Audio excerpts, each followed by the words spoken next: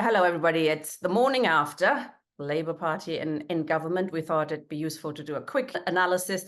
As expected, Labour landslide.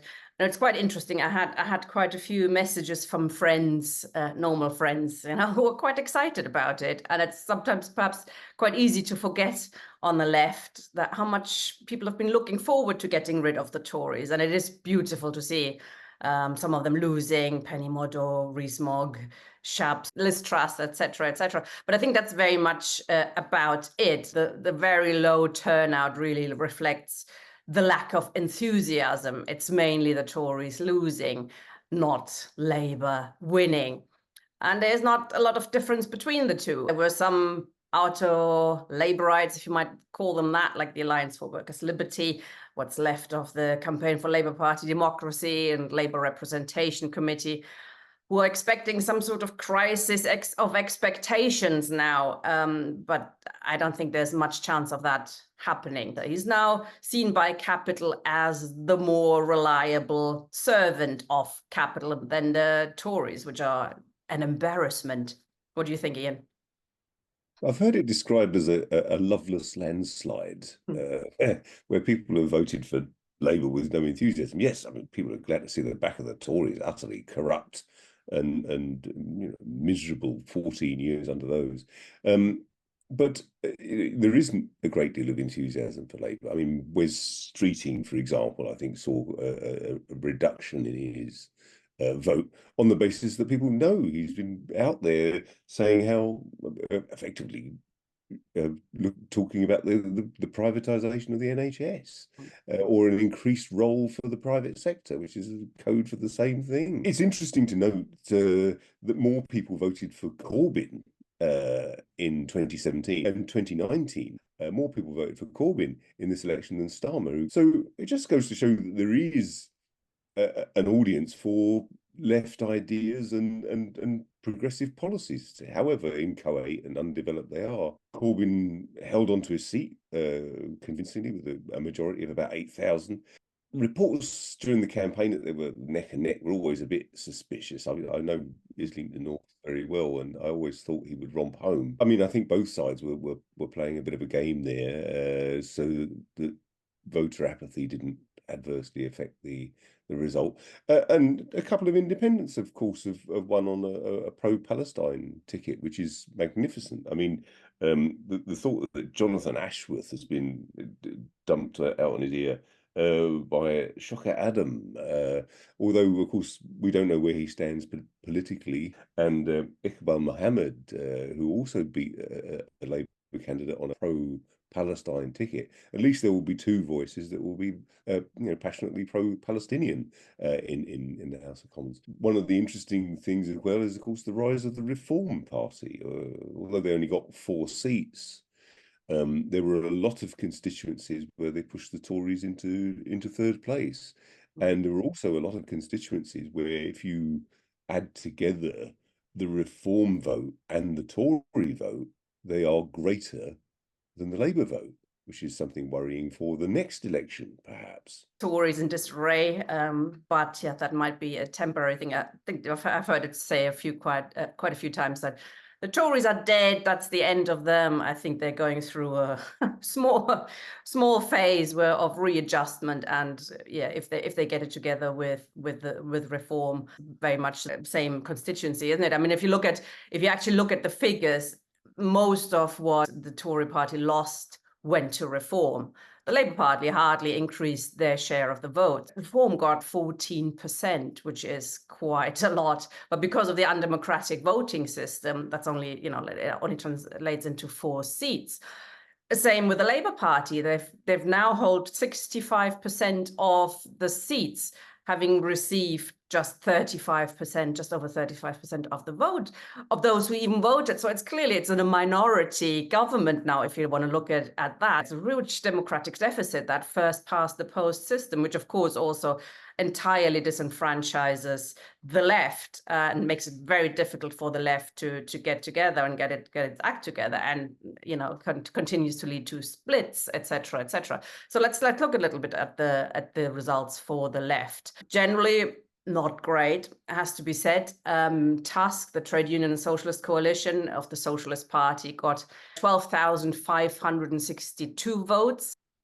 Not great, not bad. I mean, it is sort of the average of what lefties get. Dave Nellis in Coventry East got 797, a bit more, 2.2%. George Galloway lost his seat in Rochdale. He was obviously playing it very confident, as you would in it, but by-elections are a totally different kettle of fish in general. And at the by-election 4 months ago, Labour had to disown their own candidate. Now the Workers' Party aimed for a handful of MPs and didn't win a single one in the end. I think they got an average about 1.7% of the vote in the 154 seats that they stood. Do you think it's got something to do with their, what we might call, national chauvinist program and their anti-trans ideology, or did that not play a role? What do you think? I only think for a lot of people on the left, they were very critical of, and rightly so, of the Workers' Party's stance on immigration, on the Workers' Party stance on trans rights, and above all on a woman's right to choose. So those that did vote Workers' Party often was purely on the basis of support for the Palestinians,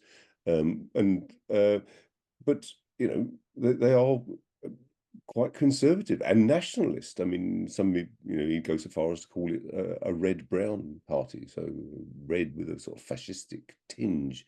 However, one might think of that, it still leaves, I think, it's unpleasant for a lot of people. And of course, what that translated to in some places was, of course, a bigger vote for the Greens. Because, of course, the Green Party too had a better stance on Palestine.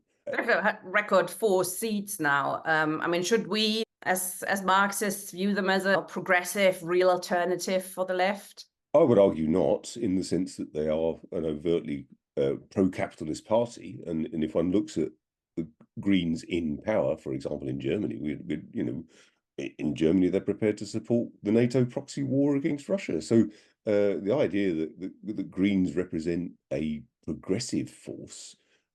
Relative to what? I mean, certainly relative to parts of the Labour Party, relative to the Workers' Party, possibly. But they're an anti-socialist party when it comes down to it. So from that point of view, not. I mean, I appreciate that a lot of people have voted Green for very good reasons. That is to say, the climate crisis is a crucial factor. Another candidate who did very well, didn't win, is Andrew Feinstein, who stood in Holborn and St Pancras against Starmer. He actually reduced Starmer's majority quite considerably, now down from over 40,000, just under 19,000 votes, down 17%. Andrew Feinstein got 7,312 votes, which is pretty good. Another good one is Communist Futures, Kat Ryland standing in Manchester. That's a very good result. Also, perhaps Fiona Lally, we could look at, Revolutionary Communist Party, 4.1%. What do you think about those left results? It's a start. Communists should stand as communists. The Communist Party of Britain didn't do particularly well. But nevertheless, I think it's worth noting that when communist ideas are put forward, it is at least having some resonance with some people, and it's going to take lots of patient work to build that up.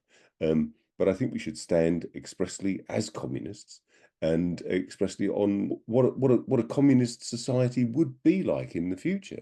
How we then relate to other parties is a matter for debate. I, for example, would be perfectly happy to join the Revolutionary Communist Party if they allowed people to organise as a faction, but they won't, and we know they won't, and therefore they will sort of eventually take the course of the SWP. But nevertheless, I think it's to be welcomed that they've taken that stance and that they fielded a candidate. What about the future of the left then? Some on the auto-Labourite left, if we might call them that, believe that the unions surely now must form their own party to express, the collective will of the working class.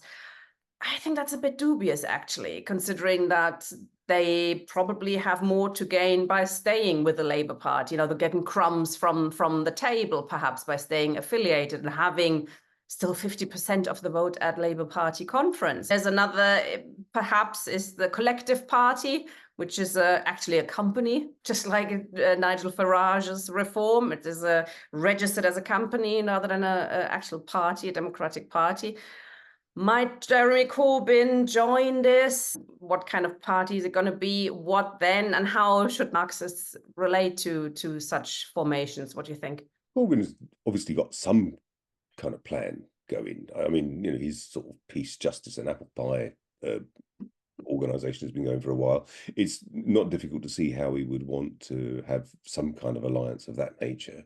Again, it's the sort of thing that it would be worth joining merely to have the argument, but standing expressly as Marxist candidates. I think with regard to trade unions as well, I think it's going to be a question about how workers in struggle transform those unions. The unions themselves simply operate, for the most part, as specialist branches of company human relations departments. But it's up to workers to change that. It's undoubtedly the case that Labour will eventually end up in class struggle. I mean, Labour is now the preferred party of the bourgeoisie. It will end up in struggle with workers. The idea that nothing will happen, that workers won't fight back against the austerity measures that are brought about. There will have to be austerity. How else are they going to afford to prosecute the war against Russia, in future against China, and continue to support the murderous genocidal regime of Israel? That's got to be paid for. And it's unlikely that's going to change under Starmer, any of these things, unfortunately. Well, we'll be discussing those issues in our series, Why Marx, and hope comrades join us. Thank you. Bye-bye.